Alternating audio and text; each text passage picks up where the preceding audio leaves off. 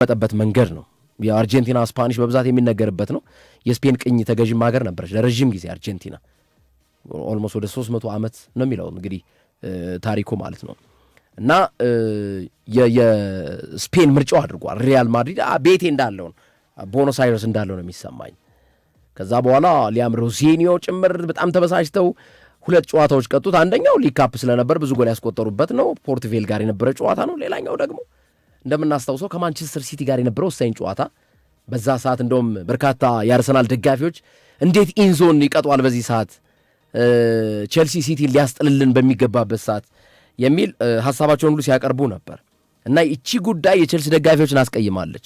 በዓለም ዋንጫው መድረክ ላይ አርጀንቲና እንግሊዝን ማሸነፏን ተከትሎ ይህ ተጫዋች ብሩኖ ፈርናንዴዝ ኢንዞ ፈርናንዴዝ ያደረገው ነገር የሚጫወትበት ሊግ እንግሊዝ እየተጫወተ በጣም የሌለ ባህሪ ያሳይ እና ለዛ ነው ኢንዞ ፈርናንዴዝ ተቀይሮ ገብቶ ከፉላም ጋር በነበረው ጨዋታ በእያንዳንዱ ኳስ በነካበት ቅጽበት የሚል ድምፅ ሲሰማ የነበረው ማለት ነው። ተባበሩበት ሁለቱ። አዎ የፉላም ደጋፊዎችም መለቃለሁ ስላለና ስለአበሳጫቸው እነዚህኞቹ ደግሞ የፉላሞች ደግሞ ከእንግሊዝ ብሔራዊ ቡድን ጋር ያለው ተዳምረው ቀጠቀጡት። እንደም በጨዋታው ላይ ታስታውሳለህ ግርሜ የቼልሲ ደጋፊዎች ብቻ ከሆነ ድምፅ በዚህ ደረጃ አይሰማም እያልን ነበርና በትክክል በኋላ ላይ ገባን ነገሩ ስናጣራው ገባና እና ይሄ ተጫዋች እንግዲህ አሁን በማንቸስተር ሲቲ ራዳር ውስጥ ነው። ማንቸስተር ሲቲ አዩብ ቡዋዲን ጨርሷል። ኤሌት አንደርሰን እንደተጠበቀው አይደለም። በቀደም ሲጫወት የነበረው ጨዋታ ልክ አልነበረም። ማንቸስተር ሲቲ የኋላ ኋላ ጎል አስቆጥሮ አሸነፈ እንጂ አሁንም እንደ ኢንዞ ፈርናንዴዝ አይነት ተጫዋች ግድ ይፈልጋል። ቡአዲስ የሮድሪን ቦታ ይሸፍናል በአግባቡ። የበርናንዶ ሲልቫ ተሸፍኗል ወይ ቦታው ሲቲ ቤት ውስጥና ኢንዞ ፈርናንዴዝን አሁን ካለበት የቼልሲ ደጋፊዎች ተቃውሞ እኔ ስጋቴ በእያንዳንዱ በቀጣይ ጨዋታዎች እኔ ኢንዞ ተረጋግቶ የሚጫወት አይመስለኝም። ተጽዕኖ ከባድ፣ የደጋፊ ተጽዕኖ ትንሽ ከባድ እና ይህንን ጉዳይ እናንሰው አያይዘን ማንቸስተር ሲቲ እና ኢንዞ ፈርናንዴዝ ወደ ማንቸስተር ሲቲ ቤት እንግባ። ቶተናም ያው እየሰበሰበ ነው። ኦማር ማርሙሽ ነው ደግሞ አሁን የሚቀረው። ግርሜ የኢንዞ ፈርናንዴዝ ጉዳይ እንግዲህ አይቀር ይመስላል። ከሞላ ጎደል የሲቲ ደጋፊዎች ትልቅ ተስፋ ሊያደርጉበት የሚገባ ዝውውር ነው የኢንዞ ፈርናንዴዝ ዝውውር። ከአዩብ ቡዋዲ በኋላ የመጨረሻው የኢንዞ ማሬስካ የክረምት የዝውውር መስኮት ፈራሚ ኢንዞ ፈርናንዴዝ እንደሚሆን ይጠበቃል። ሲቲ ዘንድሮ መግዛት ብቻ ሳይሆን በደንብ ሽጧል። አሁን ኒኮ ጎንዛሌዝን ሸጠ ግርምዬ። ኒኮ ጎንዛሌዝን ሽጧል በ50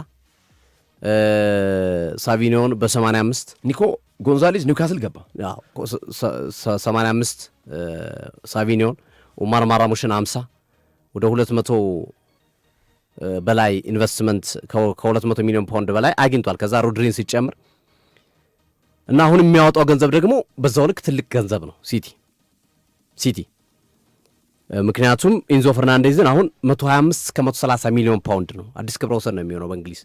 ምናልባት የአሌክዛንደር አይዛክን ክብረ ወሰን ሊዘብሮ ይችላል ተብሎ ይጠበቃል ኢንዞ ፈርናንዴዝ።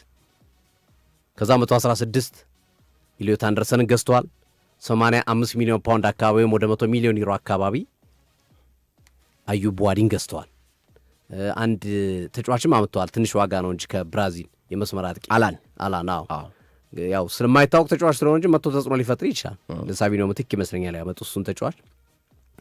ግን ያወጡት ገንዘብ በጣም የተጋነነ ነው ሆነን ለመናገር ከ360 ሚሊዮን ፓውንድ አካባቢ በላይ ማንቸስተር ሲቲ ያወጣል። ትናንት አምና ሊቨርፑል ያወጣው አይነት ገንዘብ ነው ያወጡት። አምና ሊቨርፑል አይዛክ ከፍተኛ ገንዘብ አወጣል፣ ሌቪድስ ከፍተኛ ገንዘብ አወጣ። ከዛ እነ ፍሪምፖንግ እነ ሊዮኒን ጨመረበት። ሲደማመር በጣም ከፍ ያለ ገንዘብ ነው እና ወደዛ የሚጠጋ ገንዘብ ነው ዘንድሮ ያወጣው። ግን ልዩነቱ ምንድን ነው? ቶተናም አውጥቷል። አሁን እንግዲህ እነ ማራሙሽ እነ ሳቪኖ ሲጨመሩ ከሲቲ ያላነሰ ገንዘብ ነው ያወጣው። ግን የሲቲ ልዩነቱ ምንድነው? ሲቲ ሽጧል። ሮድሪ ገቢ ያለው ከሮድሪ ኒኮ ጎንዛሌስ፣ ኡማር ማራሙሽ፣ ሳቪኒዮ ከዛ ደግሞ ታዳጊዎችም የሸጣቸው ተጫዋቾች አሉ። እነዚህ ሲደማመሩ ሲቲ ምናልባት ወጪ 50-60 ቢሆን ከቀሪ ከገቢ ወጪ ማለት ነው። ከገቢ ወጪ ያን ያህል ገንዘብ ቢኖርበት ነውና ይሄ እንደ አለፉት ጊዜያቶች አሁን ለምሳሌ በጥሬ ዝውውር መስኮት ሴሜኒዮና ገሂን ሲያመጣ ክሊር የሆነ ወጪ ነው፣ ገቢ አልነበረውም የሸጠው ተጫዋች ስላልነበረ። የዘንድሮ ግን ሽያጩና ግዢው ተመጣጣኝ ነው። ይሄ ለሲቲ አድቫንቴጅ ሊሆን ይችላል በቀጣዮቹ ዓመታቶችም ከሚነሳበት ነገርም አንጻር እና ኤንዞ ፈርናንዴዝ ጉዳይ አይቀሬ ነው። ኤንዞ ፈርናንዴዝ ለቼልሲ ጥያቄ አቅርቧል። የልቀቁኝ ጥያቄ ማቅረቡ እየተነገረ ነው ያለው። በቃ ከዚህ ክለብ ጋር መቀጠል ፍላጎት የለኝም የሚል ሀሳብ ማቅረቡን የመረጃ ምንጮች እየጠቀሱ ይገኛሉ። ዛሬ ወጡ መረጃ ምንጮች። ከዛ ሲቲ ይህንን ሰማና 120 ሚሊዮን ፓውንድ ይዞ ከተፋል። የዛሬ ሳምንት አርብ መሰለኝ ከአንድ ሳምንት በፊት የነበረው አርብ ላይ ቼልሲ ማስጠንቀቂያ ሰጥቶ ነበር። የመጨረሻ ቀኔ ነው፣ የምትገዙ ከሆነ ወሰዱት፣ የማትወስዱ ከሆነ ይህንን ተጫዋች አሳውቁኝ ብለው ይፋ አድርጎ ነበረ ሲቲ ቼልሲ። ያንን ቀነ ገደብ አልተጠቀሙም። ግን ቀነ ገደቡን ባይጠቀሙም መልሰው የሚመጡ እንደሚወስዱት ያውቃሉ። ያው ትንሽ አሁን እቺ 5ቷም የተጨመረችው ያቺ ቀነ ገደቧን ስላሳለፉ ለዛች ኤክስኪውዝ እንዲሆንላቸው ይመስለኛል። 125 አካባቢ ከ125 ከ130 ሚሊዮን ፓውንድ ነው ዝውውሩ ያልቃል ተብሎ የሚጠበቀው። እነሱ ግን ያኔ 120 እኮ ነው ክፈሉ የተባሉት። 120 ከመጣችሁ ማንኛውም ክለብ እንሰጣለን። የዛኔ ሲቲ አልሸጠም፣ ግርሜ ጎንዛሌዝን አልሸጠም፣ ሳቢኖን አልሸጠም፣ ኦማር ማርሙሽን አልሸጠም። እነዚህ ተጫዋች የመሸጥ ጉዳይ እርግጠኛ አልነበረም። ስለዚህ ያንን የሚያክል ገንዘብ ለማውጣት መጀመሪያ ገቢ ማግኘት አለብህ፣ አለበለዚያ ልትቀጣ ነው ቀጣይ ዓመት፣ አለበለዚያ አደጋ ውስጥ ልገባ ነው የፋይናንሻል እንትን። ስለዚህ አሁን እኮ ስለተሸጡለት እኮ ነው አሁን እኮ ወደ ዲሲሽን ገብቶ ተጫዋቾችን ለማስፈረም እየተሯሯጠ ያለው፣ ይንዞን ለማምጣት እየተሯሯጠ ያለው። ለዛ ነው አሁን 120ውን ይዞ የመጣው ማለት ነው። 120 ነው 120 ነው ይዞ የመጣው 120 ሚሊዮን ፓውንድ አቀረበ። ቼልሲ ግን 5ቷን ቅጣት እንደ ቅጣት ወስዷት 5ቷን ጨምሩ እያለ 125 ነው። ይስማማሉ ተብሎ ይጠበቃል ሁለቱ አካላቶች። እና በነገራችን ላይ ለኤንዞ ፈርናንዴዝ ባርሴሎና መጥቶ ነበረ ጥያቄ ለማቅረብ፣ ግን እሱ ከማድሪድና ከሲቲ ከሌሎች ክለቦች ጋር አልነጋገርም ብሎ መልሷቸዋል። በእርግጥ ባርሴሎና በቂ ነው ያለው አማካኝ እና ሲቲ የኤንዞ ፈርናንዴዝን ዝውውር በሚቀጥሉ 6 ቀናቶች የማጠናቀቅ ጉዳይ አይቀር ይመስላል። አንደኛ ተጫዋቹ የገባበት ሰጣ ገባ፣ ያው ዝውውር ላይ ሁኔታዎችን ማየት ነው የሚጠበቅብህ፣ ይሆናል አይሆንም የሚለውን ፕሮባቢሊቲ ለማስቀመጥ። አንደኛ ተጫዋቹ አልፈለገም፣ ከቼልሲ ጋር አልቀጥልም የሚል ሐሳቡን አስቀምጧል።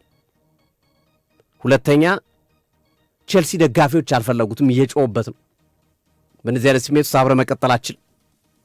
ሶስተኛ ሲቲ ገንዘብ ነበረ በተወሰነ መንገድ ላይ ያስቸግረው የሚችለው፣ ሽጧል ተጫዋቾችን፣ ጎንዛሌዝንም ሸጠ፣ ማራሙሽንም ሸጠ፣ ሳቢኒዮንም ሸጠ ቀድሞ። ስለዚህ በቂ ገንዘብ ወይም በቂ ባካፕ አለው ይህንን ተጫዋች ለማዘዋወር።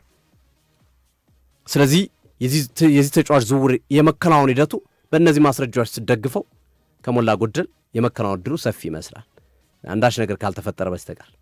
እና ኤንዞ ፈርናንዴዝን በቀጣይ ዓመት በማንቸስተር ሲቲ እንመለከተዋል። ደጋግመን ስናነሳ ነበር፣ ሲቲ ኤንዞ ፈርናንዴዝን ቢያስፈርም ቢያንስ የነ ሮድሪን የነ በርናርዶ ሲልቫን ችግር በተወሰነ መንገድ ይቀርፍለታል፣ ትንሽ ያስተካክልለታል።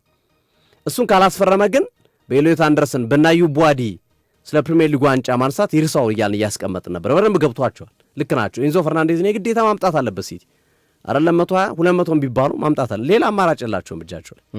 ፕሩቭድ የሆነ ምርጥ ሚድፊልደር ያለውን ገበያው ላይ ያለው ኤንዞ ፈርናንዴዝ ብሩን ሊያሻሽል የሚችል ድብልቅልቅ አለ። ይሄ አማካኝ ክፍሉ ላይ ያለው ሽያጭ ሶፊዬ ድብልቅልቅ አለ።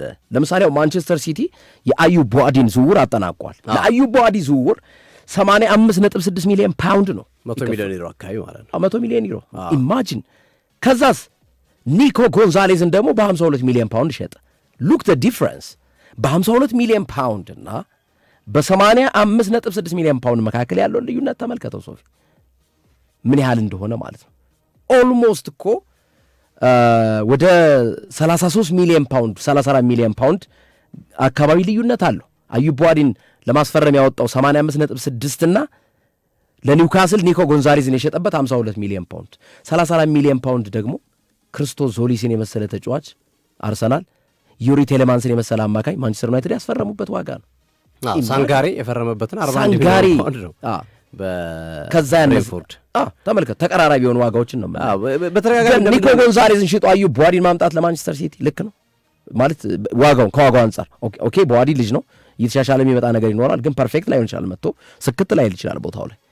ግን ልክ ነው ይህን ያህል ብር ማውጣት የሚለውን ብናየው ተገቢ ነው ብዬ አስባለሁ። ሶፊ ታለንት ነው፣ በቃ ለታለንት ነው ያወጡት። ግርምዬ ግን እንዳልከው ተደጋጋሚ እንዳነሳ ነው